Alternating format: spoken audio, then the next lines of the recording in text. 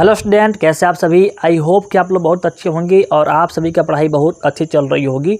और आज से हम लोग जितने भी आपके प्रीवियस ईयर में क्वेश्चन पूछे गए हैं सभी क्वेश्चन का हम लोग सॉल्यूशन करेंगे। हम लोग को भी चैप्टर वाइज करेंगे, ठीक। क्योंकि आप जानते भी हैं कि आपके जो एग्ज़ाम में जो क्वेश्चन आते हैं सबसे अधिक आपके प्रीवियस ईयर से, यानी समझो कि पूरा का पूरा आपके प्रीवियस ईयर से ही क्वेश्चन आते हैं। तो आज से हम लोग शुरुआत करने वाले हैं चैप्टर वाइज आपके प्रीवियस ईयर का जो क्वेश्चन पूछा गया है सभी का हम लोग सॉल्यूशन करेंगे, ठीक।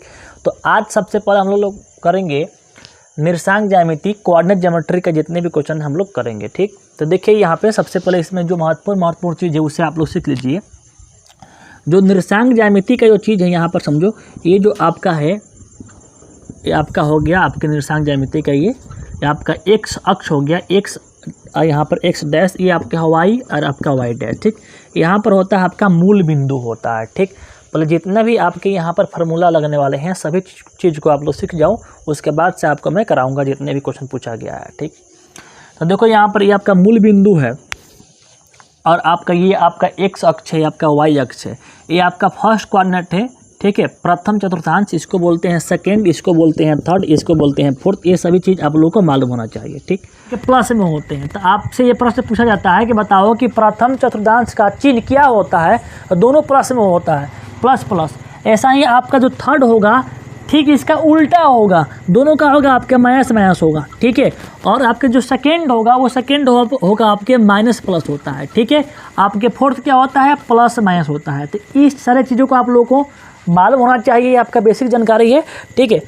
और इसके बाद से आप लोग को याद रखना है वो चीज़, देखो यहाँ पर ध्यान रखना कि आपके जो मूल बिंदु का नियामक कितना होता है छोटू। नियामक जो होता है आपका होता है 0,0। क्या होता है, मूल बिंदु का नियामक होता है 0,0। उसके बाद से आप लोग को याद रखना है क्या कि एक्स अक्ष पर किसी बिंदु का जो नियामक होता है एक्स अक्ष पर बोल रहा है ना छोटू, एक्स अक्ष पर जिस पर कहेगा वो रहेगा, ठीक है। देखो किसी बिंदु को हम लोग जो लिखते हैं नियामक वो एक्स कामा वाई के रूप में लिखते हैं ना, एक्स कामा वाई के रूप में। अब बोल रहा है कि एक्स अक्ष बताना, ढेर दूर हुआ है क्या ये। तो एक्स अक्ष पर कितना होता है, तो एक्स अक्ष पर किसी बिंदु का जो नियामक होता है वो आपका कितना होता है, जिस पर कहेगा वो रहेगा, ठीक। तो एक्स रहेगा और कौन जीरो हो जाएगा, आपका वाई जीरो हो जाएगा। तो एक्स अक्ष पर किसी बिंदु का नियामक कितना होता है, तो आपका एक्स कामा क्या होगा, आपके एक्स कामा 0 होगा, ठीक है। और यही पूछेगा वाई अक्ष पर किसी बिंदु का नियामक बता दो भाई साहब, तो क्या होगा, आपके वाई रहेगा, कौन जीरो होगा, आपके एक्स 0 हो जाएगा, 0 कामा क्या हो जाएगा, वाई हो जाएगा। ये सभी चीज़ को आप लोग को मालूम होना चाहिए, ठीक है। अब देखिए इसके बाद यहाँ पर याद रखिएगा जो एक्स होता है, एक्स नियामक का हम लोग क्या बोलते हैं, भुज बोलते हैं। और वाई नियामक का बोलते हैं आप लोग, वाई नियामक का बोलते हैं कोटि, ठीक है। ये सभी प्रश्न आपके इससे जितना हम बताएं अभी तक, ये आपके कोऑर्डिनेट और ये तीनों मिला करके इससे एक नंबर का क्वेश्चन 100% गारंटी है कि आएगा ही आएगा, आपके हर बार आता है, ठीक है। तो आपके ये हुआ, आपकी ये बेसिक जानकारी हुआ। इसके बाद से आपके फार्मूला हुआ, इसको देख लो, ठीक है। उसके बाद से हम लोग क्वेश्चन करते हैं, ठीक है। और हम लोग समझ लेते हैं, उसके बाद से चलेंगे आगे। देखो अगर दो बिंदु है, मान लो कि यहाँ पर एक बिंदु है जिसका नियामक है x1 और आपका y1, ठीक। ऐसा ही यहाँ पर एक पॉइंट है, यहाँ पर एक पॉइंट है जिसका नियामक है x2 और y2। तो इन दोनों बिंदुओं के बीच का जो डिस्टेंस होगा, जो दूरी होगा, वो आपके दूरी कैसे निकलेगा, वो आपका दूरी निकलेगा इस प्रकार से। रूट लगाएंगे, आपके x2 में से कौन घटाएंगे, x1 घटाएंगे और वर्ग कर देंगे, ठीक। और वैसा ही y2 में से y1 घटाएंगे, आप वर्ग कर देंगे, आपका क्या हो जाएगा, दूरी इसका निकल जाएगा, ठीक। ऐसा ही अगर मूल बिंदु से दूरी पूछेगा तो क्या हो जाएगा, आपका x² + y² हो जाएगा। अगर मध्य बिंदु का नियमक पूछेगा तो आपके जो भी x के कोऑर्डिनेट होंगे उसको ऐड करके 2 से भाग कर लेंगे और y वाले को अलग ऐड करके 2 से भाग कर देंगे। अगर त्रिभुज का केंद्रक की बात करेगा, त्रिभुज में 3 पॉइंट होगा, तीनों में x1 x2 x3 को हम लोग ऐड करेंगे या 3 से भाग करेंगे। और ऐसा ही यहाँ पर आपको y1 y2 y3 को ऐड करके 3 से भाग कर देना है, ठीक। अगर विभाजन सूत्र कहेगा, यानी कहने का मतलब कि ये जो 2 पॉइंट है यहाँ पर, ये आपका ए पॉइंट है और ये आपका बी पॉइंट है, और ये इसका बिंदु का नियामक ये दिया है, आपके बिंदु का नियामक यहाँ पर ये दिया है, और दोनों के एक पॉइंट यहाँ पर मान लो कि पी काट रहा है, इधर एम भाग में इधर एन भाग में, तो इसका विभाजन सूत्र कैसा होगा, और ध्यान देना यहाँ पर कैसे निकालेंगे। तो आपको कुछ नहीं करना है, पी लिखना है यहाँ पर, क्या करना है यहाँ पर ऐसा कर लेना है, ठीक। नीचे लिखना है एम प्लस एन, सब में लिख दो M plus N, M plus N, ऊपर भी लिखो एम प्लस एन, यहाँ भी लिखो एम प्लस एन, यहाँ भी लिखो एम प्लस एन, ठीक। अब ध्यान देना है ऊपर चालू क्या करना है, फर्स्ट वाले में एक्स, इसमें एक्स कर लो, इसमें वाई कर लो, ठीक। और 21 याद करो, 21 यानी यहाँ पर 2 1 21 2 1 21, आपका क्या होगा, ये आपका विभाजन सूत्र बन गया। ये आपके अंतः विभाजन का फॉर्मूला है, यानी पॉइंट पी अंदर से काट रहा है। अगर बाहर से काटे तो यहाँ क्या करना है, आपको नेगेटिव साइन लगा देना है आपको, मतलब कि पी अगर क्या रहे, बाहर रहे, बाहरी विभाजन करे तो यहाँ का लगाना है, जहाँ प्लस है वहाँ पर माइनस लगा देना है, ठीक। ऐसा ही आपका ये त्रिभुज का फॉर्मूला है। त्रिभुज का फॉर्मूला भी कैसे याद करेंगे समझ जाओ। जो त्रिभुज का फॉर्मूला है, अगर 3 को पॉइंट दिया होगा यहाँ पर आपके त्रिभुज के लिए 3 को पॉइंट दिया रखा होगा, यहाँ निर्देशांक x1 y1, ठीक है, यहाँ पर आपका x2 और y2, यहाँ पर आपका x3 और क्या हो गया y3। तो अगर इसका हम लोग का निकालना है फार्मूला, मान लो कि हमको नहीं मालूम, याद नहीं है, तो कैसे करेंगे ध्यान देना। करना क्या है, क्षेत्रफल त्रिभुज का जो क्षेत्रफल होगा क्या करेंगे 1/2 कर लेंगे, ठीक है, और यहाँ पे ऐसा कर लेंगे, और यहाँ पर 3 को लगाएंगे ब्रैकेट, एक, ठीक है, एक, फिर यहाँ पर एक ब्रैकेट, फिर यहाँ पर एक ब्रैकेट कर लेंगे ब्रैकेट, और ब्रैकेट के आगे हम लोग डालेंगे एक्स को डालेंगे, x1 x2 और x3, और ब्रैकेट के अंदर को हम लोग डालेंगे y माइनस वाई, सब में y minus Y, y minus Y, y minus I, ठीक है। अब इसके बाद से हम लोग याद करेंगे 23 31 12, 23 31 12 मतलब 23 मतलब यहाँ भरेंगे 2 3 23, 31 3 1 12, 23 31 12, ये आपका क्या बन गया, ये त्रिभुज का फार्मूला बन गया। तो ये रहा आपके यहाँ पर संक्षेप में आपके ये जितने भी आपके फार्मूले हैं उसको हम लोग कर दिए, ठीक। अब चलिए हम लोग चलते हैं क्वेश्चन की ओर, जो कि आपके प्रीवियस ईयर में पूछे गए हैं। आप देख सकते हैं कि हम यहाँ पर पेपर भी रखे हुए हैं, आपके प्रीवियस ईयर का जितना पेपर है हम रखे हुए हैं, ठीक। तो शुरुआत करते हैं, आपके जितने भी क्वेश्चन हैं ध्यानपूर्वक सुनिएगा। अगर आपकी उसका जितना हम क्वेश्चन करा रहे हैं उतना क्वेश्चन देखिए, और आप लोग को लास्ट में बताना है कि इतने क्वेश्चन में से आप कितना स्कोर किए, कितना आप बना पाए हैं, ठीक है। चलिए इसका हम लोग शुरुआत करते हैं। चलिए देखिए यहाँ पर जितने भी आप क्वेश्चन हम कराएंगे सभी प्रश्न आपके प्रीवियस ईयर का है। आप देख सकते हैं यहाँ पे पेपर ये है, ठीक है। एक मिनट,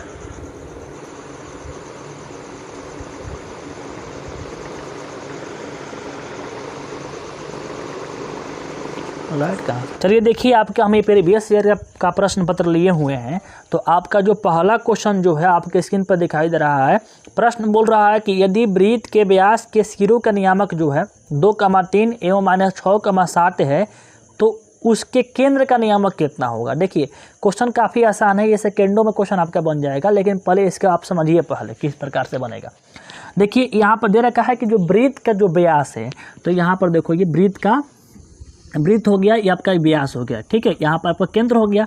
वृत्त का व्यास के दोनों छोर यहाँ पर और यहाँ का जो नियामक दे रखा है 2,3 दिया है, यहाँ पर दिया है -6,7 दिया है, और बोल रहा है कि इसका केंद्र का नियामक निकालना है। तो जो 2 बिंदु दिया है तो इसका केंद्र का नियामक निकालना है, इसका मतलब कि इसके मध्य बिंदु निकालना है। क्या निकालना है, मध्य बिंदु निकालना है। दिखाई दे रहा है ना आपको ये, हाँ ठीक है, आपके मध्य बिंदु निकालना है। तो मध्य बिंदु का फार्मूला क्या होता है, अगर 2 को बिंदु दिया हो और दोनों बिंदुओं के मध्य बिंदु का फार्मूला ये आपका ये होता है, ठीक।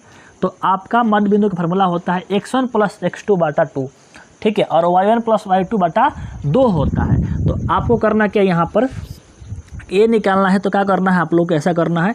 अब यहाँ पर देखो फर्स्ट कितना है, x1 कितना है आपके 2 है, फर्स्ट वाला ये रहा भाग 2, यहाँ पर देखो कितना है आपके -6, इसको जोड़ना है, ठीक। और किससे भाग करना है, आपको 2 से भाग करना है। ऐसा ही यहाँ पर y वाला, y1 कितना है आपके 3 है, y2 कितना है आपके 7 है, अब 2 से भाग करना है।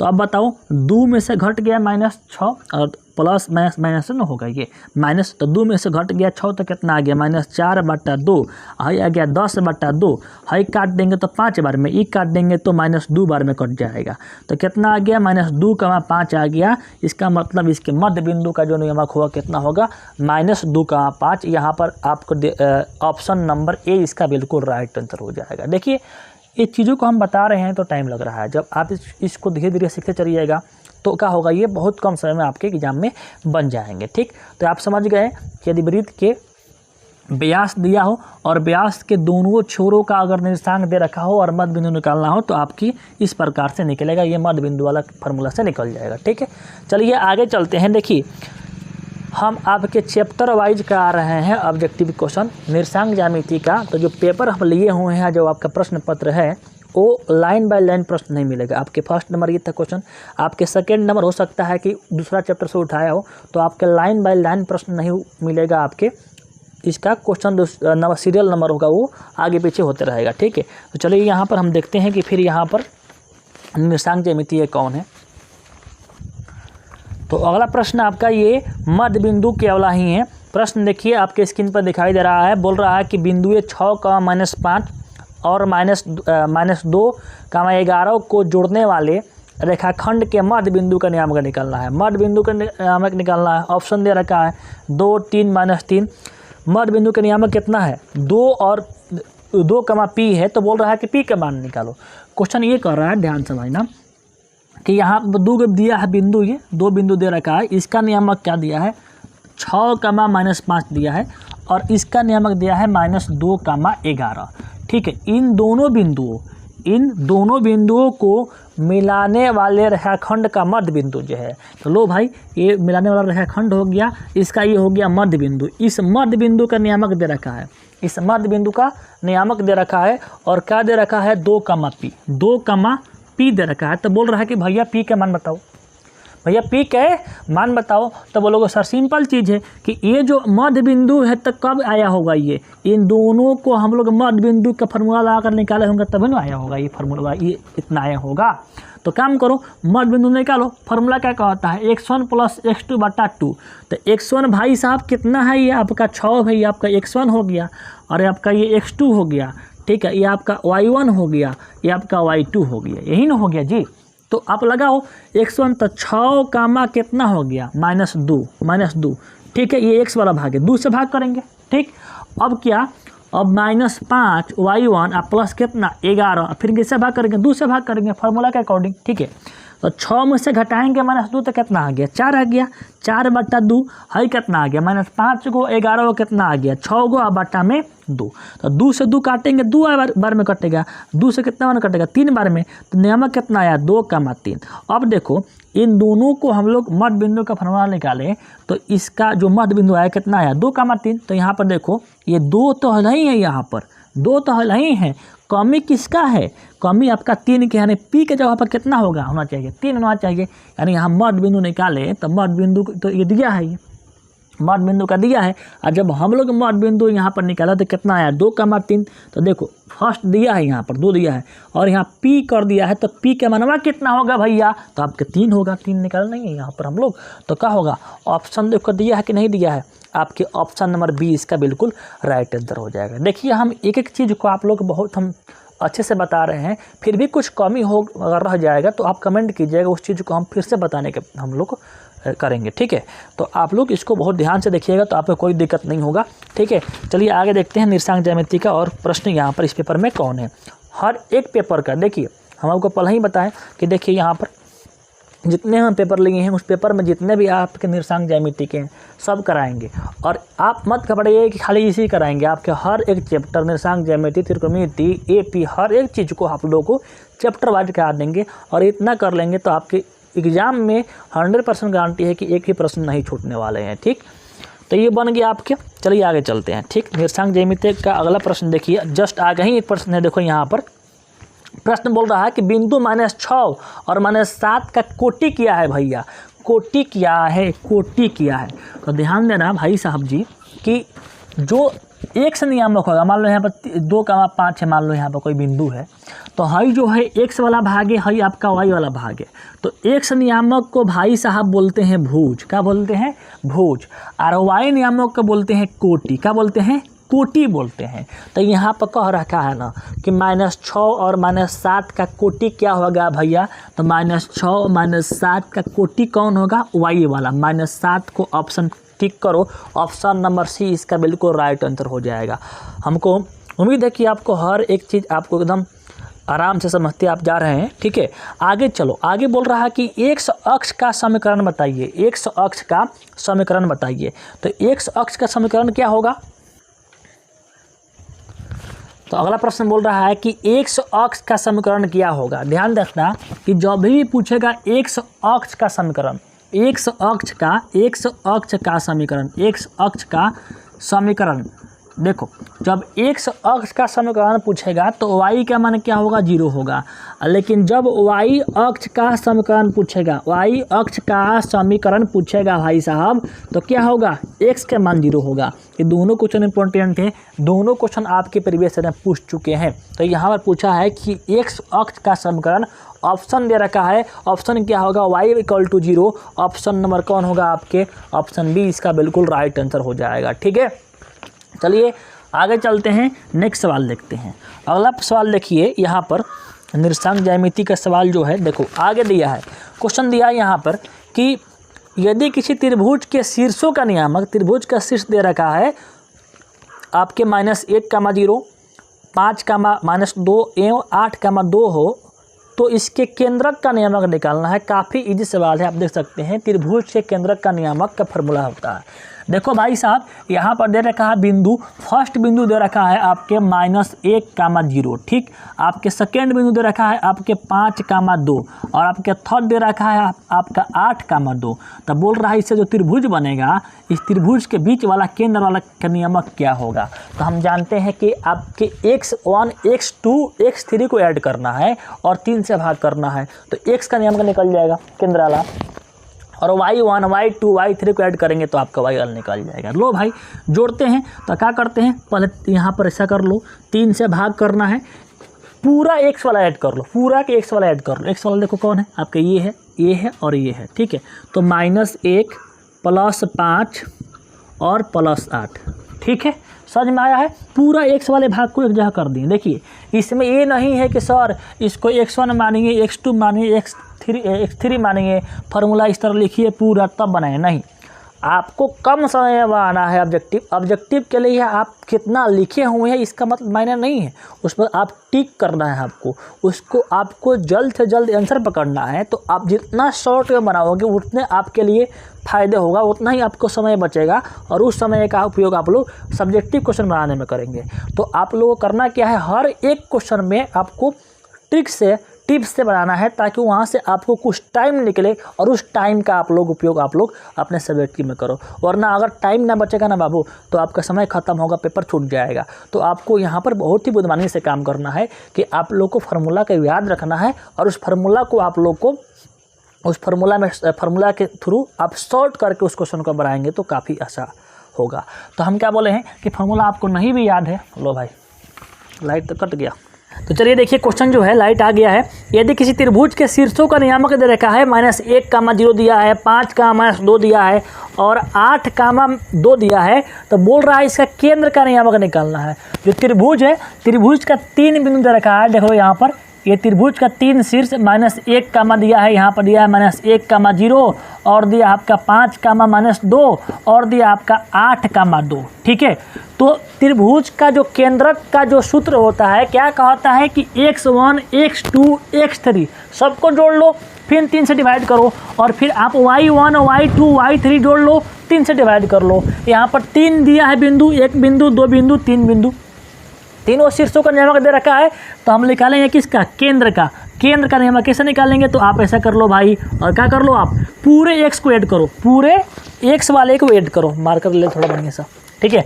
तो क्या करना है, पूरे x वाला कौन कौन है, देखो यहाँ पूरे x वाला कौन कौन है, तो यहाँ पर ऐसा करोगे आप, ठीक है। पूरा तो x वाला कौन, देखो यहाँ पर x1, x2, x3 है ना। फार्मूला क्या बोलता है, x1, x2, x3।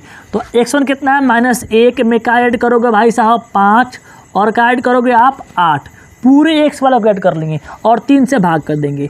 अब क्या करेंगे, पूरे y वाले को ऐड करेंगे। y कितना है फर्स्ट में आपका, तो 0 है, फिर प्लस कितना है आपके -2 है यहाँ पर, ठीक है, और फिर कितना आपके +2 है, ठीक, बाटा में 3 हो जाएगा। ओके, तो अब क्या करेंगे, यहाँ पर देखो, यहाँ कितना हो जाएगा, तो 8 गो और 5 गो कितना होगा, 8 5 13 होगा, और 13 में से घटाना है 1 तो कितना होगा, 12 हो गया, 12/3, ठीक। ऐसा ही देखिए, ये -2 है और ये +2 है, तो -2 + 2 का हो जाएगा, कट जाएंगे तो क्या बच गया 0, और 0 हम भाग करेंगे 3 से कितना आएगा, 3 आएगा, ठीक।